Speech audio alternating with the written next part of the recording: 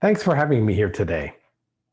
I'm going to be speaking today about practicing medicine in a more precise way with all the trillions of points of data we all have in our electronic health record systems and from increasingly public data sources, including clinical trials data. But first, I'm a medical doctor, so I have to disclose my conflicts of interest. I have just a few, or perhaps more than just a few. Suffice it to say, I've started a bunch of companies. I consult for a bunch of companies. You may not want to believe in another word I say over the next 20 minutes, and I wouldn't blame you. You can't help but pick up any major magazine and see a cover like this, pronouncing the future of data, big data, artificial intelligence, machine learning. In fact, The Economist at the bottom covers it again and again. And on the bottom right, you see that the magazine actually equates data to oil, showing a bunch of oil rigs there with Google and other companies' logos. Many people actually say that data is the new oil. I actually hate that saying because oil, if you think about it, is really a possessive type of object. Either I have that barrel of oil or you have that barrel. We can't both have the same barrel of oil. But data is very different. I can have data and create something interesting with it. You can have that same data and create something else with it. So data is divisible like that, and we can both own it and create different things. So the saying I like is that data is the new soil, meaning that we use it to plant ideas and watch them grow. But it's certainly a time to be thinking about data. Now, of course, the FDA has been all over this and using data, and companies have been using data to teach computers and presenting those as products to the FDA. And you can see this doesn't go back very far if we're thinking just 2017. Now, fast forward to the middle of 2019, TMF put this figure together, which is beautiful. And you can see 45 different products that were approved by the FDA already. And you can see the different areas of medicine on the right, and you can see the timeline on the left. Now, even since 2019, even during a pandemic, this has absolutely exploded. In fact, if you look just in radiology, over 100 approved just there. This is a link at the bottom there pointing to the American College of Radiology's FDA cleared AI algorithms page. And this continues to increase. I think 75 approved during the pandemic. It is an amazing time for innovators to come up with these algorithms because the FDA really gives guidance on how to get these reviewed. Now, why is AI back in biomedicine at all? Well, we have great hardware, especially from the video gaming industry. It turns out those chips that move bits onto the screen as fast as possible for video games are also great at being used for training machine learning, especially deep learning. We have software libraries, like I said, that are increasingly free, and they're from great talented teams, whether they're from Google or from Berkeley or many others. And they're so available that even high school students know how to use these. They're great online groups and even YouTube videos teaching you how to use these. And then, of course, we have enormous big data sets to work with and to train with. And the molecular data is one of them. Genomics on more people, more cases. We're measuring more things on more people in biomedicine. And a lot of that data is public data, which is important. And I'll get into that in a moment. But the other big data set are electronic health records. I'm going to spend most of my talk talking about one and then the other. And then, of course, we still have these many unsolved problems that still need answers. How do we predict what's going to happen next for patients? How do we get to drugs in a more efficient way? And how do we model entire populations to know what to do next with them? Of course, that was a big problem during COVID. Now let's talk about molecular data too. I'm really proud to really run this repository called Import. We run this for the National Institute for Allergy and Infectious Disease, or NIAID. We run this at UCSF in incredibly close partnership with Northrop Grumman. In fact, they run all the technical side. We run the scientific side. Now, I think over 500 clinical studies, including many on COVID, where these are clinical studies, clinical trials. To me, the next big open data are all those clinical studies and clinical trials data. Even we and many others have shown how this data can be used for drug repositioning, new patient subsets, digital comparative effectiveness. And all of this data is immunology or immunology related. So it can be transplants, infectious diseases, and the like. Yeah, here, 482 studies as of February 2021. I think it's increased in the last few weeks. Over nearly 70,000 individual subjects covering 114 different diseases. include vaccine response, immune infection responses, transplantation, preterm birth and its complications, and even some cancer immunology as well. And you can see it's not just genetics or genomics, it's a lot of flow cytometry, HLA results, everything you'd probably want to study as an immunologist. All that data is available on Import. Freely available too. Just sign up with a free user ID and password. So what have we done with some of this data? Lots of different studies. People contribute and use this data for many things. One particular study that I'm proud of is called the 10,000 Immunomes Project.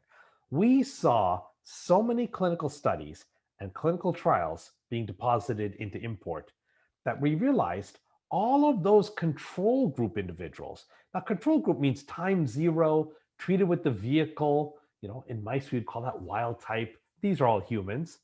We realized we had more than 10,000 subjects that were in the control groups. And those 10,000 subjects were measured with all sorts of different measurement modalities, including cytoph, flow cytometry, immunokines, gene expression microarrays, and so much more. So what we did is we gathered all of those 10,000 and more individuals and came up with a way to harmonize all the measurements across each other. So just because this gene expression and that gene expression were measured in two different studies, we were able to use some normalization techniques to actually get those measurements to resolve. And that is what we released as the 10,000 Immunomes Project. Kelly and Sanchita, as well as many others at Northrop Grumman and at UCSF played a large role in putting this together. But obviously, we couldn't have done this without the contributory efforts of all the original data investigators here. That's the power of open data like this.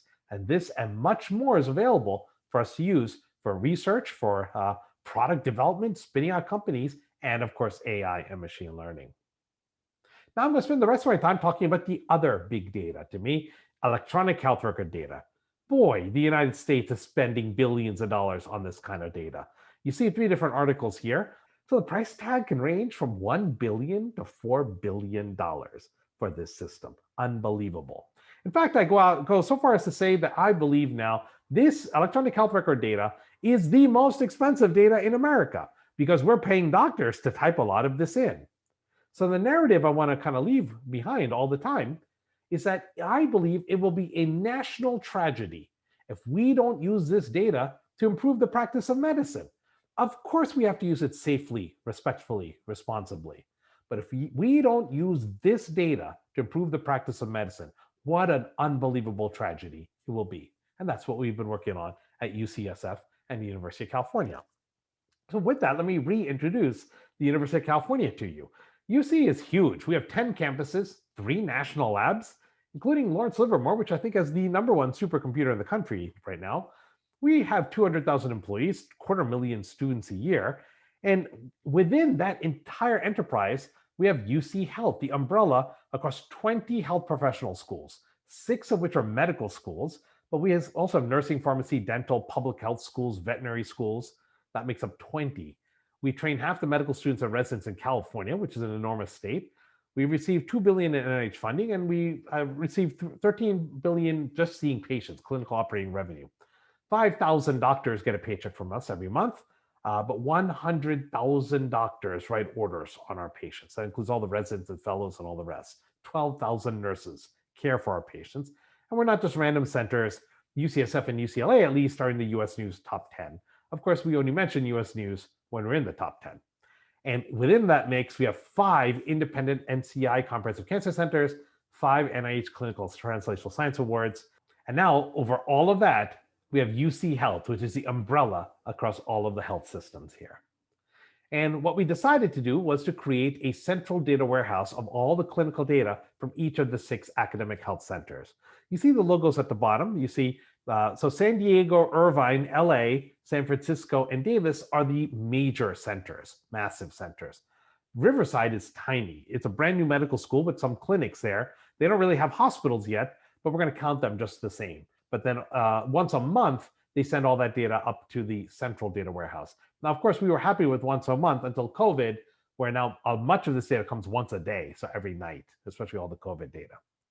Now, here's a complicated slide. Here's some of the statistics that we have been caring for 15 million patients over the last 15 years. It's a nice round number, right? That's 5% of the entire United States population. But of course, we have some data on all 15 million, but let's just count when we actually deployed Epic. So Epic was installed at the beginning at January 2012. If we count from January 2012 forward, we have just shy of 7 million patients that we've treated for the past 9 years. All of this data is in a data model called OMOP, Observational Medical Outcomes Partnership. Of course, the FDA and Columbia University have been talking and promoting OMOP for more than 15 years. We love it as a vendor neutral standard as a data backend.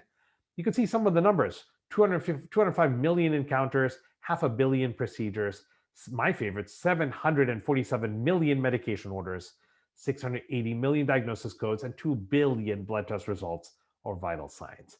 We have what I love to say is everything from Tylenol to CAR T cells. Tylenol is probably the cheapest thing we do to a patient. We give a tablet of Tylenol, acetaminophen, and CAR T cells is probably the most expensive thing we could do to a patient. Take out some of their T cells, train them to fight cancer, put them back, and watch the cancer disappear. And of course, we have everything in between. We also have all this harmonized and matched in the same data warehouse with California OSHPA data, which is our state regulatory data, pathology and radiology text elements, so we are increasingly now moving to getting all text documents. And we also can resolve a lot of this with the California Death Index. This is what the dashboard looks like on the nearly 6 million patients that have actually had a physical encounter since January 2012, not just a blood test, for example. And you can see each dot there represents a zip code. The pie chart represents which campus is caring for them. Of course, we have age, race, gender, ethnicity, of course. We can track which ones are primary care and specialty care at the bottom right. But we have also now geolocated each of our patients to a 9-digit zip code. And with that, we map them to what's called the Area Deprivation Index. This is one of our first, and not our last, one first way that we can start to look at social determinants of health by looking at the neighborhood characteristics of where their home address is in terms of employment status, groceries, access to food, all the rest. 1 being the most favorable neighborhoods and 10 being the least favorable neighborhoods. Now let's just mix that back up with the Food and Drug Administration here, right? What an amazing time it is to be a digital innovator like myself and my colleagues. These 3 documents have completely changed our lives. But I'm really just going to be talking about the middle one, real world evidence. I think it's an amazing time to use clinical data to continue to study the effectiveness of the drugs that are way post approval. Not because the FDA says we should do it or we get a grant to do it, but because it's the right thing to do. We got to figure out, are our patients benefiting from these drugs, devices, and therapies the same way that the original patients did in the trials? It should not be a burden for us to ask that. It should actually be our duty and responsibility to ask those questions, and that's what we do. Just to give you an example, we found and wrote a paper, Vivek, Rudra partner and I wrote a paper. You can see it at the link there. 21 uses for real world data. This came out about a year ago, right before the pandemic in JCI. Lots of uses of real world data out there beyond just looking at effectiveness, clinical decision support, the effect of payers and all the rest. So I encourage you to look at this paper. We're proud of it. And I think we're blown past 21 uses now at this point. This just gives you some hard numbers as to why I'm such a proponent of this. Here are just 3 popular drugs out there, reasonably expensive, all approved. And just give you a rough idea. So AbbVie obviously makes this biologic called Humira. Of course, we've all heard of Humira. And some of the original 4 pivotal studies are described there. The Premier study, which is 2-year double-blind, multi-center study, about 800 patients, but only 500 treated with Humira in that study. Now the drug got approved, boom, more than 10,000 patients have been treated with Humira in the University of California. So this is what happens. After a drug gets approved, thousands and thousands of patients get treated on it. And all of that data is in electronic health records now, especially in academic medical centers like ours. It's just sitting there waiting for the right questions to be asked and answered and for science to happen. Now, just to kind of bring it to an end here, this is an immunology related meeting here. Here's how we've used some of that data for forward predictive and prognostic modeling using deep learning. This is a paper that came out in JAMA Network Open, if I remember correctly. There's a link at the bottom there. We wanted to predict the future state of a patient with rheumatoid arthritis. Now, one way to track patient stats with rheumatoid arthritis is with the CDAI score. You can see CDAI, and you can see it seems so random, right? Each color here is one of 5 different patients looking how many days and years since their first score. And it seems almost random. Does a patient go up or down? Above 10 means the patient's not in great control. And you can see even the blue patient is reasonably calm with their disease and all of a sudden goes up. And every other patient's all over. How on earth can we actually even think of predicting the future of a patient when it seems so chaotic like this? Indeed, we can. This is the paper, and we use deep learning to do this and all the clinical data. And in fact, we trained on one hospital system at UCSF and then tested at our safety net sister hospital, San Francisco General Hospital, the county hospital. And what we were able to show, first of all, is that even though these patients are very different, that the ROC curve, so we got reasonable performance, of course, testing and training on our own system, in our own health system at UCSF. But even when tested over at the county hospital, we actually got reasonable performance. Now, of course, that's not good enough. But what it can mean is that can then convince leadership there to then combine these two data sets to get to even better outcomes, right? Because we can start with one and then continually improve by adding on more data sets and more hospital systems as they join. Again, all of this has to be done safely and respectfully, keeping in mind what patients have agreed to or not, what is actually permitted using de-identified data, especially through HIPAA. Now, we got a lot of things that we still have to fix. There is bias in artificial intelligence, of course, based on the data sets that we're using to train them, right? If you're only training, let's say at a suburban hospital that doesn't see patients from troubled or challenged socioeconomic status, then that's going to be a really negative way to use an AI algorithm when those patients are actually coming to the hospital. Or a better way for me to put it is to think about it in a different domain, self-driving cars. You know how important self-driving cars are going to be in the future. Would you ever buy a self-driving car that only was trained how to drive in Mountain View, California, where Google is? Of course, you would never think about buying that. You would need it tested in the snow and the rain and all sorts of adverse conditions to know that it's working, right? And the same thing here for medical AI as well. Why are we so hard? Why is it so hard for us to figure out which patients are actually being used to train these algorithms and to go get all the patients that we need, right? To cover the ethnicities and the races and socioeconomic status and all the different conditions to make sure we can train the best possible AI for all of us. We believe transparent reporting is going to help all of us learn what went into the AI models and algorithms. We wrote this paper in Nature Medicine, came out about a year ago. You can see the link at the bottom, where we came up with a checklist for papers and even for repositories, what should be disclosed when these AI algorithms were put out there, including what went into training group and the test group, exactly what cohort definitions and all of that. But even on the inbound side, as we start to accept these algorithms based on data into our hospital systems, we're going to need to prepare our health systems to accept and steward these technologies. Now, stewardship is a really critical word here. When a new drug is brought into a hospital system, put on formulary, it's not just left on there, right? We have committees that are constantly looking at the use of that drug. Is it working? Are there adverse events? Is it costing us more than we thought? Should it stay on formulary? Right? The chief pharmacy officers are responsible for a lot of that. And the Joint Commission makes sure that this work happens, actually, as part of credentialing for a hospital. So then why don't we have any of that set up yet for AI and machine learning algorithms? Who's going to credential these? Who's going to steward them to make sure that just because now the X-ray machine is brand new, that the machine learning wasn't just fixated on some artifact of the machine, right? Like we have to make sure that these algorithms continue to stay up and running and are fair and equitable as they're being brought into health systems. I have to thank a lot of collaborators, especially those at Stanford and UCSF, especially Northrop Grumman, putting together IMPORT and NIAID and NIH. I have to thank the incredible University of California Health team that puts all of our clinical data together. And I have to thank UCSF and Priscilla Chan, Mark Zuckerberg for endowment support, the Baker Foundation for their naming gift for the Institute.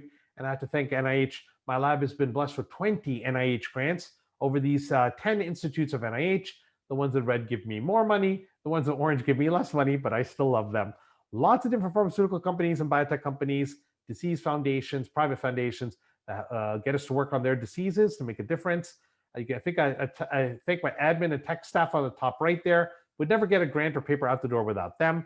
And I have to thank my family and all the friends and mentors and those who have supported me in my career to date. Thank you very much.